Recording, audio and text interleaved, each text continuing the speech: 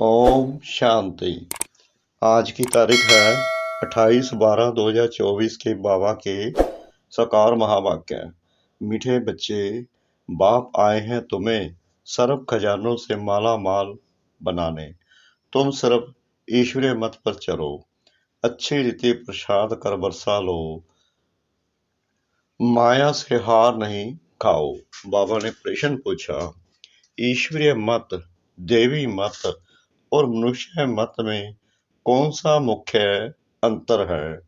बाबा ने उत्तर दिया, ईश्वरीय मत से तुम बच्चे वापस अपने घर जाते हो, फिर नई दुनिया में ऊंच पद पाते हो। देवी मत से तुम सदा सुखी रहते हो, क्योंकि वह भी बाप द्वारा इस समय की मिली हुई मत है, लेकिन फिर भी उतरते तो नीचे ही हो। मनुष्य मत दुखी बनाती है।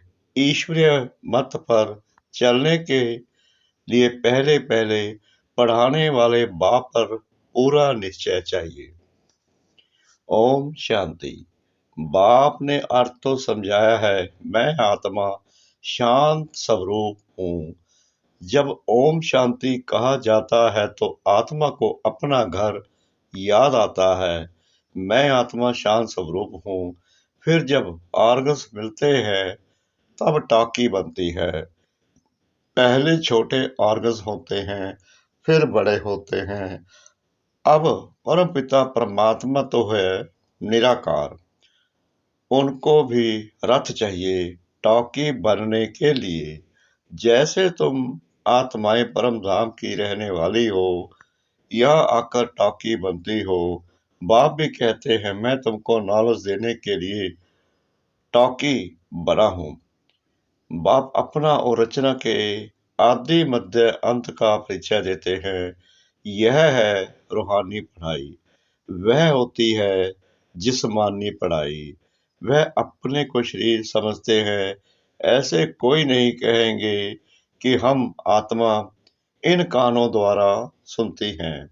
अभी तुम बच्चे समझते हो, बाप है पतित पावन, वही आकर समझाते हैं। मैं कैसे आता हूँ? तुम्हारे मिसल मैं गर्भ में नहीं आता हूँ। बाबा कहते हैं, जैसे तुम जन्म लेते हो ऐसे मैं नहीं जन्म लेता। मैं तो जन्म ही नहीं लेता। मैं ना मरने में ना जमने में हूँ। मैं परम आत्मा हूँ। हमें बता रहे हैं बाबा, अभी तुम बच्चे समझते हो, बाप है पतित पावन, वहीं आकर समझाते हैं। मैं कैसे आता हूँ? तुम्हारे मिसल मैं गर्भ में नहीं आता हूँ। मैं इनमें प्रवेश करता हूँ, फिर कोई प्रश्न ही नहीं उठता। यानी कि ब्रह्मा बाबा में, उनके बीच में आकर तभी तो वह बोल सकें, तभी हमें ज्ञान देते हैं। बाबा कहते हैं, ये रथ है, इनको माता भी कहा जाता है। सबसे बड़ी नदी ब्रह्मपुत्रा है, तो यह है सबसे बड़ी नदी। पानी की तो बात रही, यह है महानदी, अर्थात सबसे बड़ी ज्ञान नदी है। तो बाप आत्माओं को समझाते हैं, मैं तुम्हारा बाप हूँ। जैसे तुम बात करते हो, मैं भी बात करता हूँ। मेरा पार तो सबसे पिछाड़ी का है। बाबा कहते हैं, मैं तो बाद में आता हूँ, जब तुम पतित बन जाते हो, क्योंकि तभी तो मुझे पतित पावन कहते हैं। जब तुम बिल्कुल पतित बन जाते हो, तब तुमको पावन बनाने के लिए आना होता है। इन लक्ष्मी नारायण को ऐसा बनाने वाला कौन सिवाय ईश्वर के और कोई के लिए कह नहीं सकेंगे। बेहद का बाप ही स्वर्ग का मालिक बनाते होंगे ना। बाप ही ज्ञान का सागर है। वही कहते हैं, मैं इस मनुष्य सृष्टि का चैतन्य बीज हूँ। मैं आदि मध्य अंत को जानता हूँ। मैं सत्य हूँ। मैं चैतन्य बीज रूप हूँ। इस सृष्टि रूपी झाड़ की मेरे में नॉलेज है। बाबा कहते हैं, केवल मेरे में ही है नॉलेज। किसी साधु सन्यासी के पास थोड़ी ऐसी नॉलेज है। यही अच्छा और सच्चा गीता का ज्ञान है। इसको सृष्टि चक्र अथवा ड्रामा कहा जाता है। यह फिरता ही रहता है। वह हद का ड्रामा 2 घंटे चलता है। इसकी रील 5 वर्ष की है। जो जो टाइम पास होता जाता है 5 वर्ष से कम होता जाता है। बाबा कहते हैं ये है असली ड्रामा जो 5000 वर्ष चलता है। ये ड्रामा की रील 5000 वर्ष के लिए भरी हुई है। तुम जानते हो पहले हम देवी देवता थे, फिर आहिस्ते आहिस्ते हम क्षत्रिय कुल में आ गए। ये सारा राज बुद्धि में है ना, तो यह सिमरन करते रहना चाहिए। हम शुरू शुरू में पाठ बजाने आए तो हम सो देवी देवता थे। 1250 वर्ष राज्य किया। टाइम तो गुजरता जाता है ना। लाखों वर्ष की तो बात ही नहीं, लाखों वर्ष का तो कोई चिंतन कर भी न सके।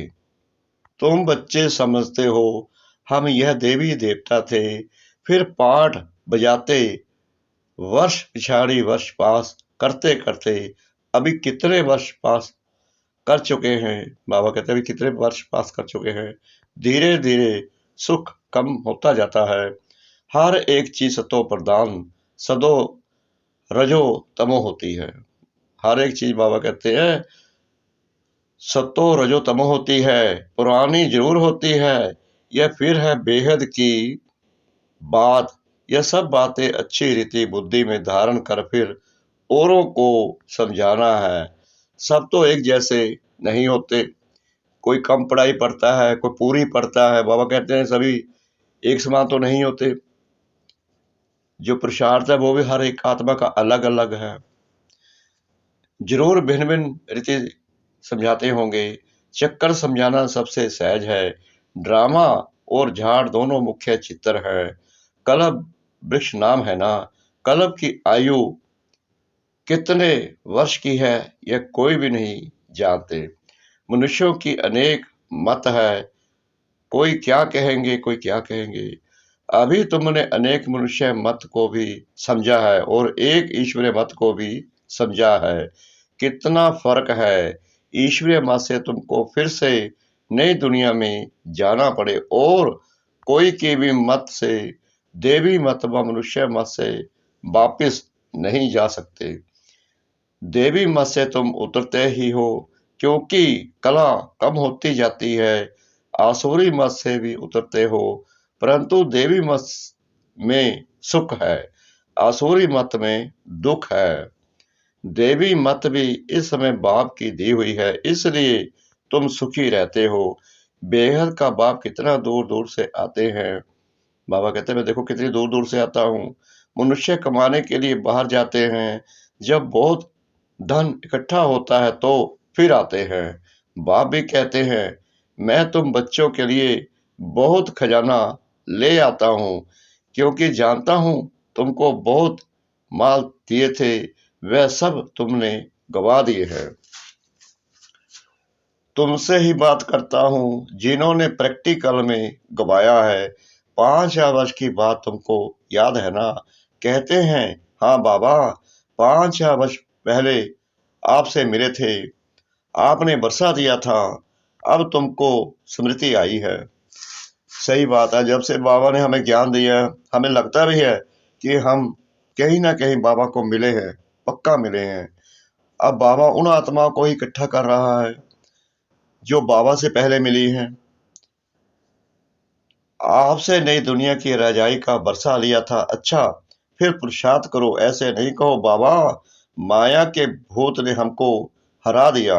दे अभिमान के बाद ही तुम माया से हारते हो। यानी यहाँ पॉइंट आ गया कि अपने को आत्मा समझो, शरीर ना समझो, तभी तुम्हें ये पढ़ाई समझ आएगी।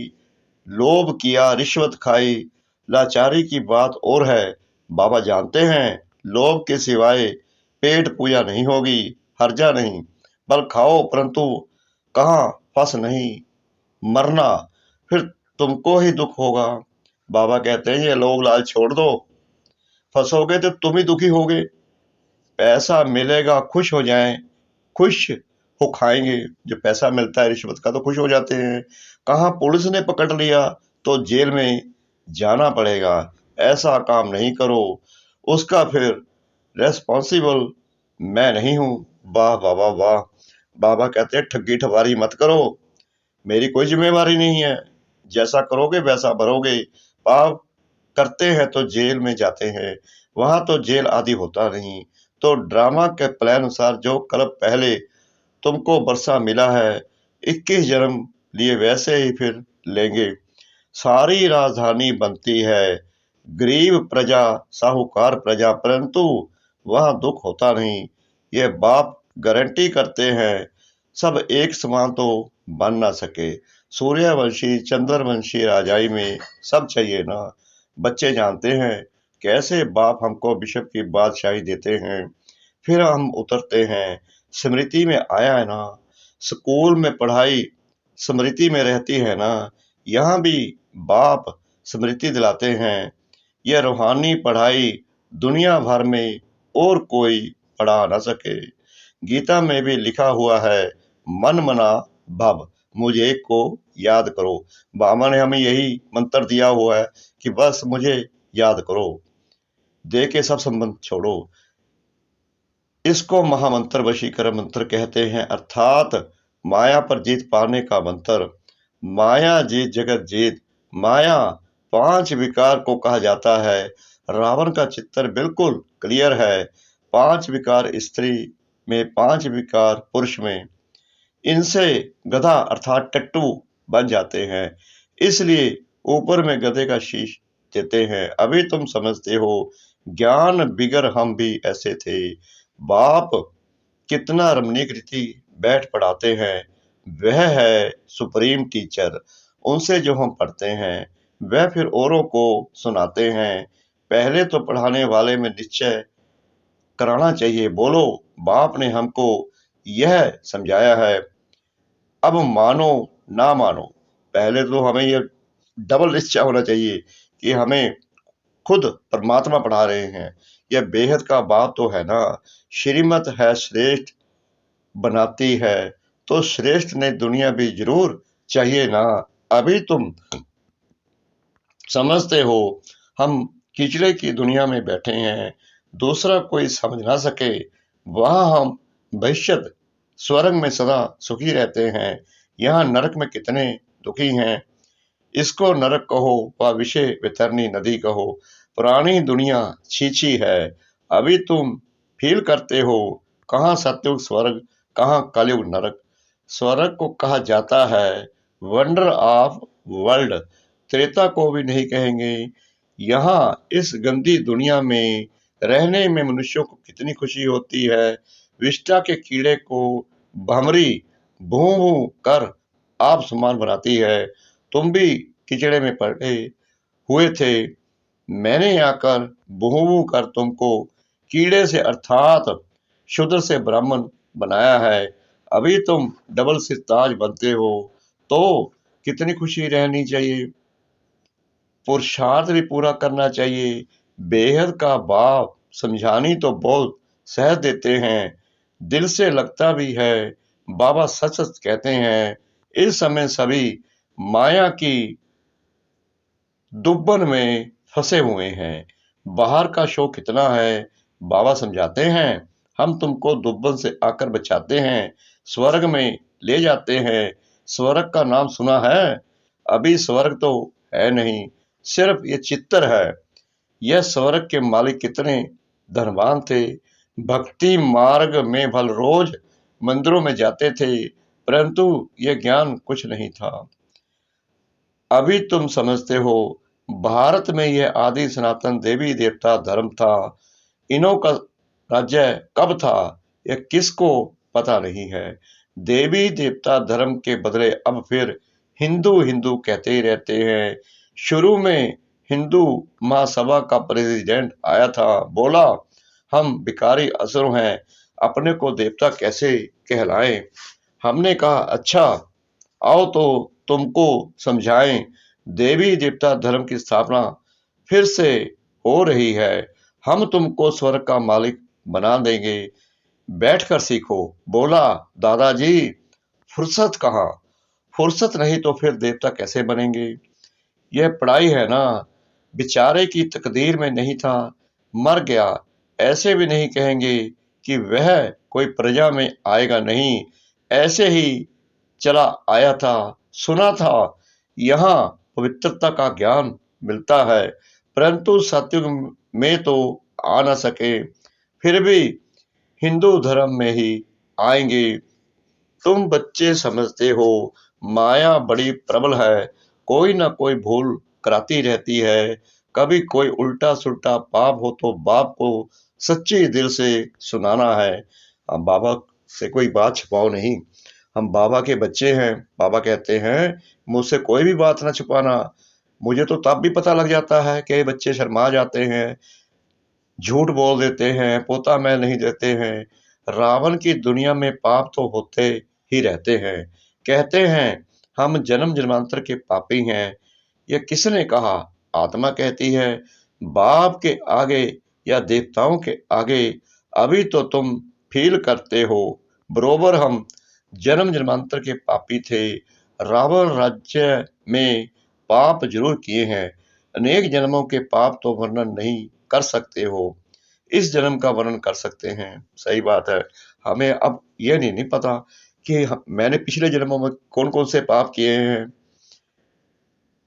इस जन्म का तो याद आ जाता है कि हमने ये किया। बाबा कहते हैं वो भी मुझे बताओ। वह सुनाने से भी हल्का हो जाएंगे। सर्जन के आगे बीमारी सुनानी है, फलाने को मारा, चोरी की, इस सुनाने में लज्जा नहीं आती है। विकार की बात सुनाने में लज्जा आती है।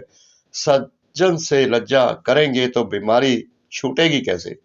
बाबा कहते हैं अगर तुम सच सच नहीं बताओगे तो तुम्हें कैसे मैं पावन बनाऊंगा, फिर अंदर दिल को खाती रहेगी। बाबा ये भी कह रहे हैं कि अगर नहीं बताओगे तो तुम अंदर ही अंदर घुटते रहोगे कि बताऊं ना बताऊं, मेरे पाप अगर मैं बताता हूं तो पाप कम हो जाएंगे।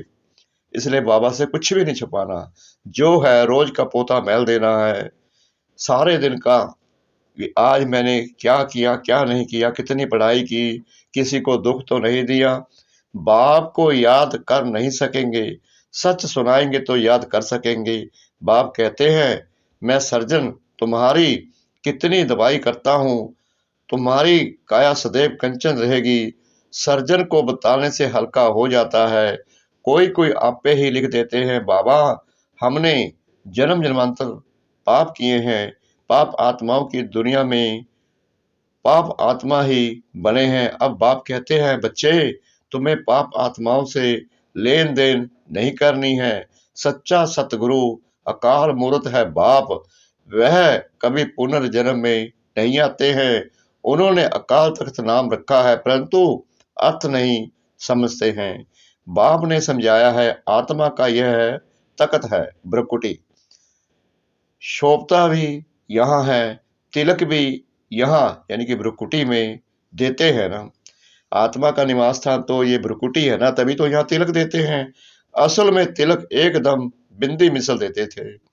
अभी तुमको अपने को आपे ही तिलक देना है। बाप को याद करते रहो, जो बहुत सर्विस करेंगे तो बड़ा महाराजा बनेंगे। नई दुनिया में पुरानी दुनिया की पढ़ाई थोड़ी पढ़ना है, तो इतनी ऊंच पढ़ाई पर फिर अटेंशन देना चाहिए। यहाँ बैठते हैं तो भी कोई का बुद्धि योग अच्छा रहता है, कोई का कहाँ कहाँ चला जाता है। कोई 10 मिनट लिखते हैं, कोई 15 मिनट लिखते हैं। जिसका पाठ अच्छा होगा उनको नशा चढ़ेगा।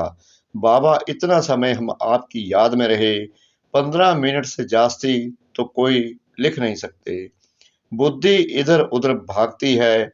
अगर सब एक रस हो जाए तो फिर कर्मातीत अवस्था हो जाए।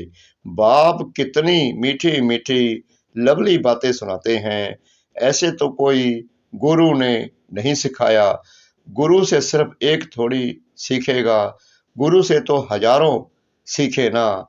सत्युग से तुम कितने सीखते हो, यह है माया का वश करने का मंत्र। माया 5 विकारों को कहा जाता है। धन को संपत्ति कहा जाता है। लक्ष्मी नारायण के लिए कहेंगे इन्हों के पास बहुत संपत्ति है। लक्ष्मी नारायण को कभी माता पिता नहीं कहेंगे। आदि देव आदि देवी को जगत पिता जगत अम्बा कहते हैं। इनको नहीं, यह स्वर्ग के मालिक हैं। अविनाशी ज्ञान धन लेकर हम इतने धनवान बने हैं। अम्बा के पास अनेक आशाएं लेकर जाते हैं, लक्ष्मी के पास सिर्फ धन के लिए जाते हैं और कुछ नहीं। तो बड़ी कौन हुई ये किसको पता नहीं। अम्बा से क्या मिलता है, लक्ष्मी से क्या मिलता है। लक्ष्मी से सिर्फ धन मांगते हैं, अम्बा से तुमको सब कुछ मिलता है। अम्बा का नाम जास्ती है क्योंकि माताओं को दुख भी बहुत सहन करना पड़ा है, तो माताओं का नाम जास्ती होता है। अच्छा, फिर भी बाप कहते हैं, बाप को याद करो तो पावन बन जाएंगे। चक्कर को याद करो, देवी गुण धारण करो, बहुतों को आप समान बनाओ।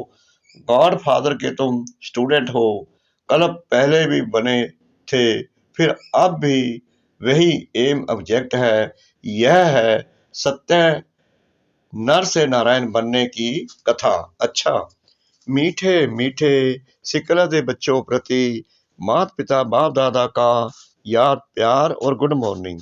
रूहानी बाप की रूहानी बच्चों को नमस्ते। हम रूहानी बच्चों की रूहानी बाप दादा को श्रद्धा भरी प्रेम भरी नमस्ते। शुक्रिया बाबा, शुक्रिया बाबा, शुक्रिया बाबा इस मीठी मीठी मीठी मुरली के लिए।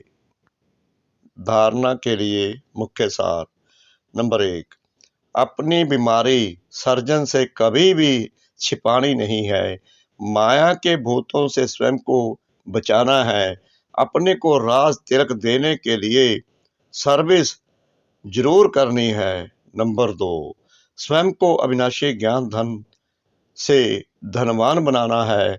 अब पाप आत्माओं से लेन देन नहीं करनी है, पढ़ाई पर पूरा पूरा अटेंशन देना है।